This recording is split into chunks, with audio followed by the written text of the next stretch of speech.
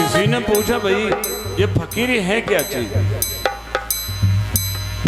कबीर साहब से पूछा क्या है फकीरी? कबीर साहब ने कहा ये कोई बताने की चीज नहीं है भाई, तो कैसे जाने इसको? बोले किसी संत के चेला बन जाओ, किसी फकीर के, तब मालूम पड़ेगी। अच्छा तो आप हमें चेला बना लो काशी के बीच बाजार में। कबीर साहब कहने लगे हाँ चेला बना लेंगे, लेकिन थोड़ा सा एक तुम्हें शर्त पूरी करनी पड़े। भाई शर्त क्या है? अपने घर में आग लगा लो तो चेला बन जाओ। घर में आग लगा लेंगे तो चेला बना लेंगे। कबीरा खड़ा बाजार मेरे लिए लकुटिया, कबीरा खड़ा बाजार मेरे लिए लकुटिया। ओ कबीरा खड़ा बाजार मेरे लिए लकुटिया, जो घर भूखे आप ना रे, जो घर भूखे आप ना सोई, चलो हमारे साथ फकीरी है खाड़े की धार, फकीरी है खाड़े की धार, है खड़े की धार, फकीरी है खड़े की धार।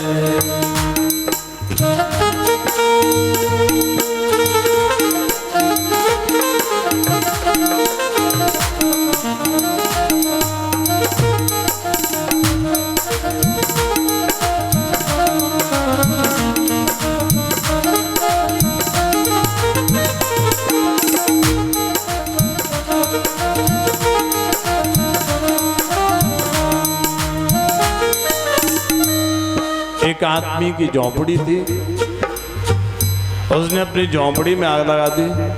कबीर साहब से बोला आप तो चेला बना लो। बोले क्यों? घर में आग लगा दी मैंने। घर में?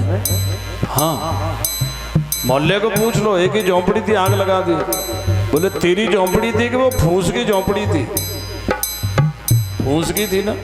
हाँ फूस की बनी थी, शरीर के लिए थी, शरीर की झोंपड़ी थी फूस की बनी, जिसमें शरीर सुरक्षित रहता था। हाँ तेरी झोंपड़ी पे तो तू अभी पहुंचा ही नहीं है। मेरी झोंपड़ी क्या है? मनमानी, मन में ही तो रहता है तू। मन में आग लगा तब चेला बनेगा। दूसरे के घर में आग लगा के आया और कह रहा कि मेरा घर, बेबयानी छोड़, दुनिया में चल जाएगी, मेरे यहाँ नहीं चलेगी। आदमी वो तो परेशान हो गया कि ये फकीर क्या कह रहा है। तो सही कह रहा, मन ही मेरा घर है, इसमें आग लगाना तो मैं जानता नहीं। तू कहने लगा कबीर साहब शागिर्द तो आप बनाना मत बनाना, लेकिन फकीरी के बारे में थोड़ा कुछ तो बताइए। कबीर साहब कहने लगे सुन, समझ सके तो बताना मेरा काम है, समझे न समझे ये तेरी बात। खत में चाले औलिया रे, बेहद चाले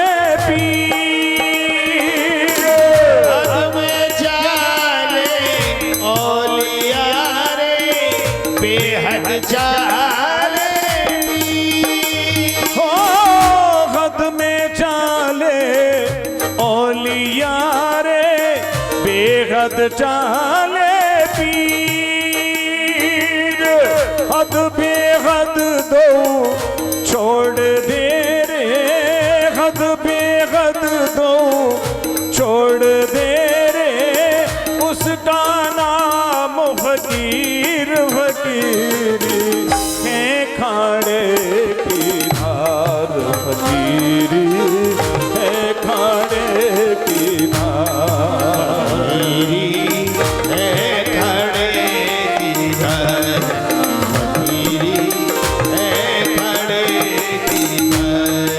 फकीरी है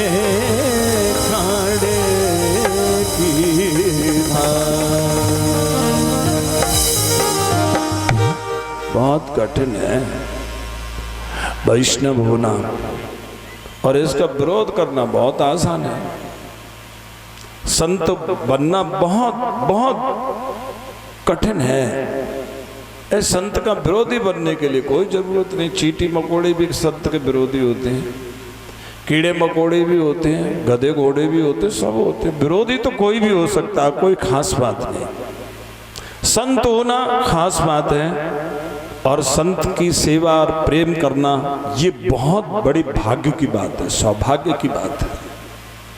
संत से प्रेम हो जाए, संत की सेवा करे, संत के प्रेम का रोग लग जाए, क्या कहना, कई पीढ़ियों को तार देता है।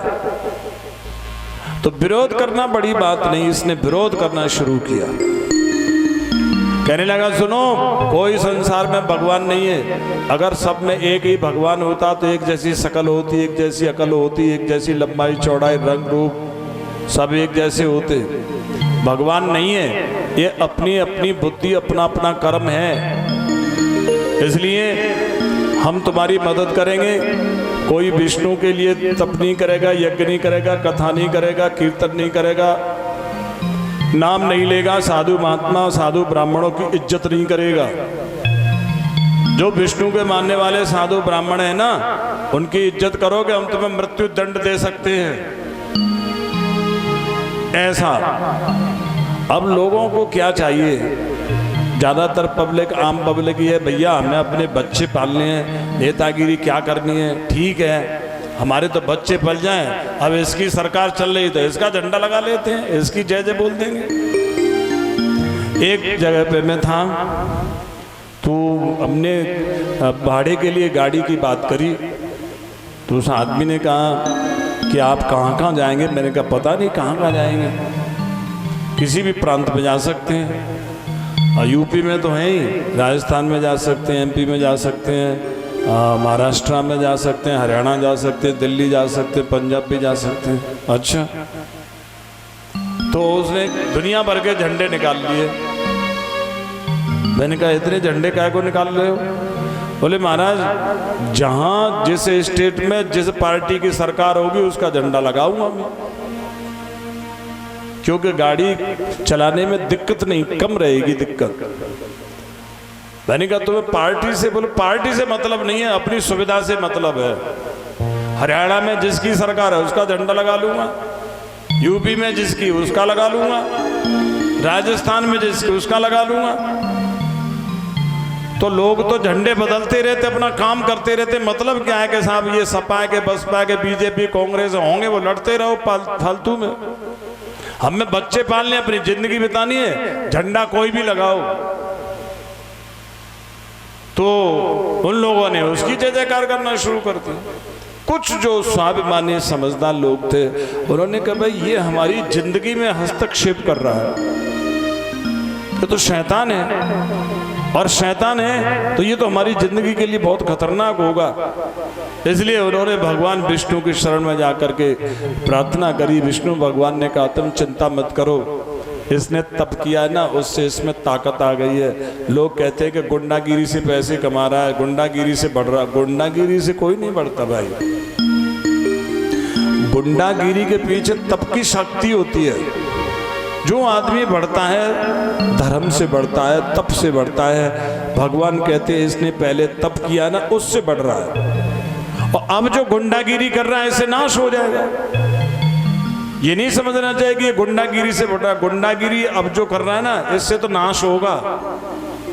और अब ये नेता बन करके, मंत्री बन करके, गुंडागिरी करके फिर भी बढ़ता ही जा रहा है, तो क्यों? पहले करके आया है, उसका हिसाब पूरा हो जाएगा, बस मिट्टी में मिल जाएगा, रावण की तरह से।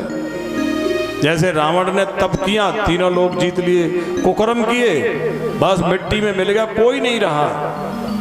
राम विमुख ऐसा हाल तुम्हारा,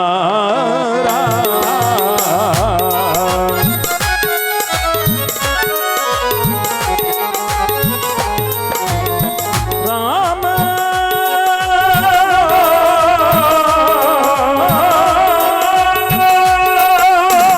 राम विमुख ऐसा हाल तुम्हारा।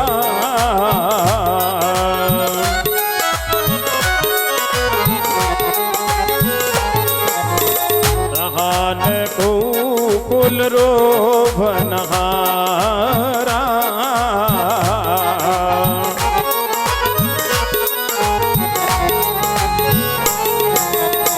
रहान कुल रोभनहारा।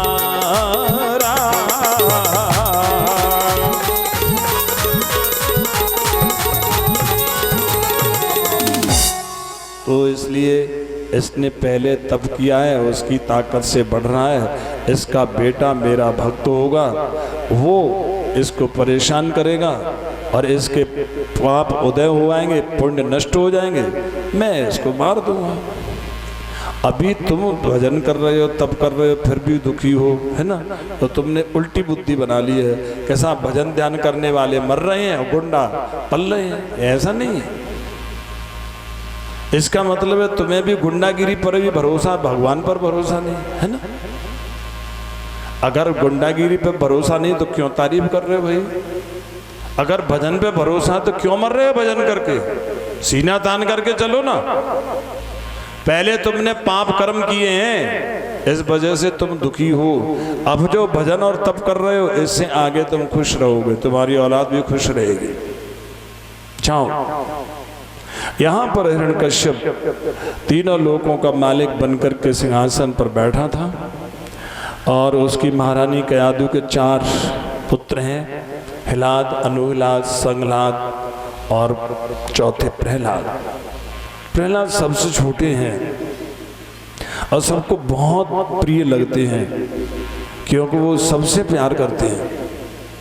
छोटों से भी प्यार करते हैं, बड़ों से सम्मान करते हैं, सबका हित करते हैं, किसी का बुरा दर्द उनसे बर्दाश्त ही नहीं होता। प्रहलाद कहते प्रकृष्ट हिलाद। हिलाद माने एक हिलोर सी होती है मन के अंदर, एक उमंग सी होती है, बिना कुछ करे हुए भी बैठे हैं तो भी एक मन के भीतर एक उमंग सी है। जैसे सुनामी लहर होती है ना, दिखती नहीं है, बड़ी खतरनाक होती है, ऐसे दिल के भीतर एक सुनामी लहर सी होती है जिससे भीतर खुश और साहस जोश बना रहता है, प्यार भरा, दर्द भरा, भक्ति भरा। तो उसको प्रहलाद कहते हैं, जिसके भीतर हर समय पवित्र उमंगें रहती हैं दूसरे का भला करने के लिए, उसको प्रहलाद कहते हैं। हिरण्यकश्यप, हिरण्य मीन्स सोना, कश्यप माने देखना। जिसको चमकीली चीजों की देखने की आदत पड़ गई है, चमकीली चीजें इकट्ठी करने की आदत पड़ गई है। ये जो नेता होते हैं ये चमक के लिए ही जीते हैं और चमक से ही जीते हैं। अगर नेताजी पर एक दिन में फोन कम हो जाए तो मर जाएंगे। नेताजी कहेंगे क्या हो गया, पब्लिक में मैं डाउन हो गया क्या, पब्लिक मुझे भूल गई, छोड़ गई, जो फोन कम हो गए, मर जाएगा। ये केवल चमक से ही जिंदा रहते हैं। और नेताजी तुम्हारे गांव में आए और पूरे गांव का कोई उनके पास नहीं है तो मर जाएंगे, हार्ट अटैक हो जाएगा कि गांव में क्या होगा, एक भी आदमी नहीं आया। तो ये चमक से जीते हैं। हिरण्यकश्यप का मतलब है गुंडा नेता। हरे रामा रामा रामा रामा हरे हरे हरे रामा हरे रामा रामा हरे हरे कृष्णा कृष्णा कृष्णा कृष्णा हरे हरे हरे कृष्णा कृष्णा कृष्णा हरे हरे। हिरण्यकश्यप गुंडा नेता, प्रहलाद जी धार्मिक नेता, धर्मात्मा नेता, भक्त नेता, संत नेता हैं। तो प्रहलाद भी नेता, लेकिन वो नेतागिरी वो नहीं करते हैं, पब्लिक उनको नेता मानती है। वो किसी के पास नेतागिरी करने के लिए, वोट करने के लिए, अपना दिखाने के लिए नहीं जाते। पब्लिक ने मान लिया तो वो क्या करे। हिरण्यकश्यप तो मान न मान, मैं तेरा मेहमान, वो जबरदस्ती कहता है, नहीं मानेगा मरवाएगा, मारेगा, परेशान करेगा, मुकदमे लगाएगा, प्रशासन से कह करके खामका दिक्कत खड़ी करेगा। ये गुंडे नेता होते हैं जो दूसरों को दिक्कत करे, और ये संत नेता होते हैं जो दूसरों के लिए दिक्कत मोल ले लें। पर गीत सारीस, पर गीत सारीस धर्म लगी भाई।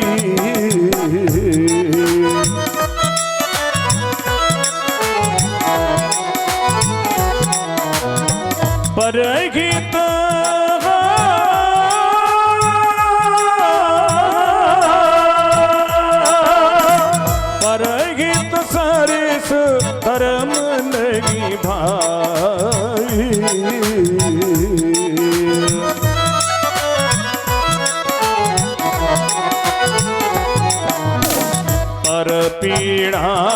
सम नहीं अधमाई।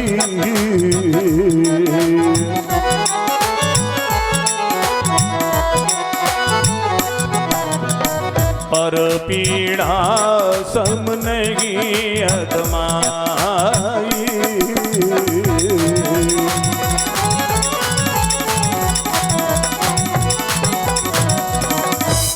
तो प्रहलाद जी अभी छोटे ही हैं, बच्चे हैं। पिताजी के चरण स्पर्श किए, उसने उनको गोदी में बिठाया, मस्तक सूंघा चूमा और फिर पूछा कि बेटा आप पढ़ने के लिए जाते हैं क्या? हाँ हाँ। तौराज्ञा प्राप्तम बालम प्रहलादम नय कोविदम पाठया मासतु पाठ्या नन्याश्चा सुरबालकान। तो आप पढ़ने के लिए जाते हैं? हाँ। तो आप क्या क्या पढ़ते हैं? बोले कि हमारे यहाँ सारे सब्जेक्ट्स हैं, सब पढ़ते हैं। कौन कौन से विषय हैं आपके यहाँ? बोले कि हमारे यहाँ पिताजी फिजिक्स है, केमिस्ट्री है, जूलॉजी है, बॉटनी है, एग्रीकल्चर है, इकोनॉमिक्स है, सिविक्स है, साइकोलॉजी है, हिस्ट्री है, फिलॉसफी है, कॉमर्स है, मैथ है, स्टैट है, सब सब्जेक्ट हैं। अच्छा, लेकिन आपको कौन सा विषय अच्छा लगता है? कौन सा सब्जेक्ट अच्छा लगता है? प्रहलाद जी कहने लगे विषय तो कोई भी अच्छा नहीं, पढ़ाई कोई अच्छी नहीं लगती है, फिर भी पढ़ते हैं। आपको अच्छी क्यों नहीं लगती? क्योंकि पिताजी ये जो पढ़ाई है ना, आदमी को अपने कर्तव्य से भ्रष्ट कर रही है, अहंकारी बना रही है, घमंडी बना रही है, जानवर बना रही है। जानवर? हाँ।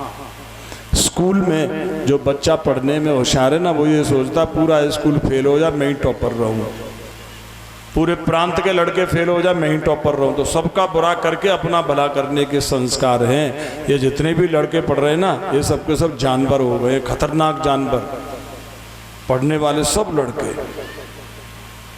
अच्छा, और इनके माँ बाप इनको खर्च करके पढ़ा रहे हैं। माँ बाप ने गहने बेच रही है, माँ बाप अपने ज़मीन को बेच रहा है, अपने सारी ज़िंदगी को बेच बेच करके, मेहनत मजदूरी करके, दुख उठा उठा करके अपने बच्चे को हाई फाई पढ़ा रहे हैं, है ना। और ये माँ बाप के लिए पता है क्या करेंगे? जिस दिन ये कमाने लायक हो जाएंगे, माँ बाप को बिल्कुल छोड़ देंगे। मास्टर बनेगा तो छोड़ देगा, डॉक्टर बनेगा तो छोड़ देगा, इंजीनियर बनेगा तो छोड़ देगा, गांव का प्रधान बन गया, सरपंच बन गया, ब्लॉक प्रमुख, मंत्री समिति, कोई भी जो कमाने लायक होंगे सब माँ बाप को छोड़ देंगे, बल्कि माँ बाप की बेइज्जती और करेंगे, अपमान और करेंगे। जब माँ बाप को ही छोड़ देंगे तो गांव में किसके होंगे? माँ बाप के नहीं हुए तो गांव में किसके होंगे? और माँ बाप के नहीं हुए तो दुनिया में किसके होंगे? ये किसी के नहीं होंगे। तो ये तो समाज के लिए और घर के लिए समस्या पैदा खड़ी करी जा रही है। ये बच्चे पढ़ाई नहीं जा रहे हैं, घर के लिए समस्या, माँ बाप के लिए समस्या, भैया भाभी के लिए समस्या, चाचा चाची के लिए समस्या, मोहल्ले के लिए, गांव के लिए, परिवार के लिए। और पिताश्री सुनो, इनमें से कोई डॉक्टर भी बनेगा तो तुम आप ये समझ रहे होंगे किसी के मर्ज को खत्म नहीं करेगा, मरीज को चाटेगा, मरीज को भी नहीं मरने देगा, मर्ज को भी नहीं मरने देगा, चाटेगा, खाएगा। अगर किसी को जुकाम भी हो गया ना, सर्दी हो गई, डॉक्टर के पास गए तो दुनिया भर के चेकअप कराएगा, उसमें कमीशन होता है, चेकअप में से कमीशन, फिर उस सर्दी का जुकाम बनाएगा, फिर जुकाम का टीबी बनाएगा, फिर टीबी में से खतरनाक बीमारी बना देगा, जिंदगी भर चूसेगा, चाहे वो अपनी जमीन को बेचे, चाहे बीवी बच्चों को बेचे। तो ये डॉक्टर नहीं, राक्षस पैदा किए जा रहे हैं, ऐसा इंजीनियर, ये सब लोग ऐसे ही करेंगे। और अगर कोई एक प्रशासनिक कर्मचारी अधिकारी हो गया, गांव के लिए दिक्कत खड़ी हो जाएगी। अगर गांव का एक दरोगा भी पैदा हो गया ना, तो गांव के भले आदमियों को बेइज्जती कराने में, पूरी जिंदगी दरोगागिरी को गांव की बेइज्जती कराने में लगाएगा, गांव के काम नहीं आएगा। उसको बहुत गुस्सा आया कि तू पढ़ाई से, और पढ़ाई करने की जो आदमी के पास में एक जुनून होता है, उसके खिलाफ है, ये लड़का बिल्कुल बर्बाद होगा। शंड अमरकने का महाराज कोई बात नहीं, अभी बच्चा है, अभी इसको चस्का नहीं लगा इधर का, हम सब संभाल लेंगे, ले जाओ इसको। ले गए, पढ़ा लिखा करके फिर लाए, फिर हिरण्यकश्यप के पास उसने पूछा, हाँ भाई क्या सीखा? बोले मैं बता रहा हूँ पिताजी, संसार में अपने लिए जीना कोई जिंदगी नहीं है।